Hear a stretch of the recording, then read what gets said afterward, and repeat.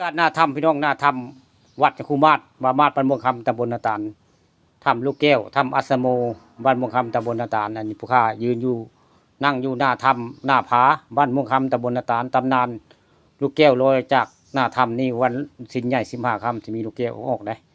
ในนี้คำเว้าคำจาจากครูบามาศเพิ่นมาบวชจำพรรษาอยู่นี่3 ปีพี่น้องเพิ่นซิกไปแล้วแต่เพิ่นว่าให้ฟังตอนเพิ่นเป็นยังคุยาซาผู้ใดอันถ้ำพระครูบามาศบ้านม่วงคำตำบลนาตาลอำเภอเตางอยอันนี้นี่เป็นภาพบรรยากาศหน้าถ้ำได้มากับทีมงานลุงบางคนบ้านม่วงคำตำบลนาตาลได้มาหมดนี้นี่ก็คือเป็นบริเวณถ้ำพี่น้อง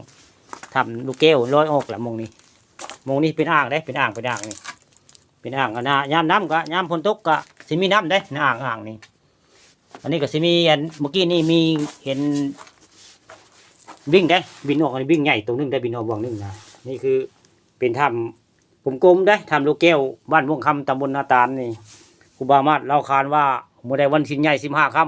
ำก็สิมีลูกแก้วลอยเฮืองออกไปได้นั่นนี่ตี 4เพิ่นก็สิกลับมาคือเก่าได้นี่ก็คือถ้ำลูกแก้วบ้านม่วงคำตำบลนาตาลอำเภอเต่างอยแหละนี่ตอนเช้ามื้อนี้ผู้ข้าป่าทองคำผสมพาเบิ่งถ้ำเบิ่งเหวพี่น้องมื้อนี้เปลี่ยนบรรยากาศจากไปเบิ่งงานกฐินบ้านนั้นบ้านนี้มื้อนี้พาเบิ่งถ้ำหน้าผาถ้ำสวยงามนี่แหละคือถ้ำลูกแก้วบ้านม่วงคำตำบลนาตาลตำนานลูกแก้วลอยออกจากหน้าผาวันชิ้นใหญ่15 ค่ำเลยครูบามาศเพิ่นเว้าเพิ่นจาให้ฟังผู้ข้าก็เลยมาเว้ามาจาในถ้ำอันนี้ล่ะนี่ถ้ำอัสโมครูบามาศบ้านม่วงคำตำบลนาตาลตอนนี้นั่งว่านางจาอยู่หน้าถ้ำได้หน้าถ้ำได้ถ้ำหน้าผาพี่น้อง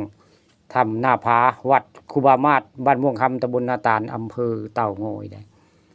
มองข้างหน้าก็จะเป็นเลื่อมๆได้ในเป็นกลมๆนั่นแสดงว่าลูกแก้วต้องออกจากนี่ละนี่ออกจากอ่างนี่ละของลี้ลับเนาะนี่เปิดแต่เพื่อเฮาบ่เห็นดอกเฮาบ่แม่นคนถือศีลปานใดเนาะถือศีลบ่แม่นอย่างครูจะซ่าอย่างครูจะซ่าเพิ่นเห็นเพิ่นจะบอกว่ามาจาให้ฟังจะนั้นมาเว้าออกซื่อพี่น้อง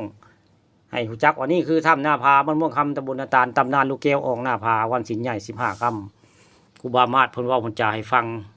ไผอยากฮู้จักก็มาโนลงเบิ่งเนาะมาจำศีลภาวนาลงเบิ่งได้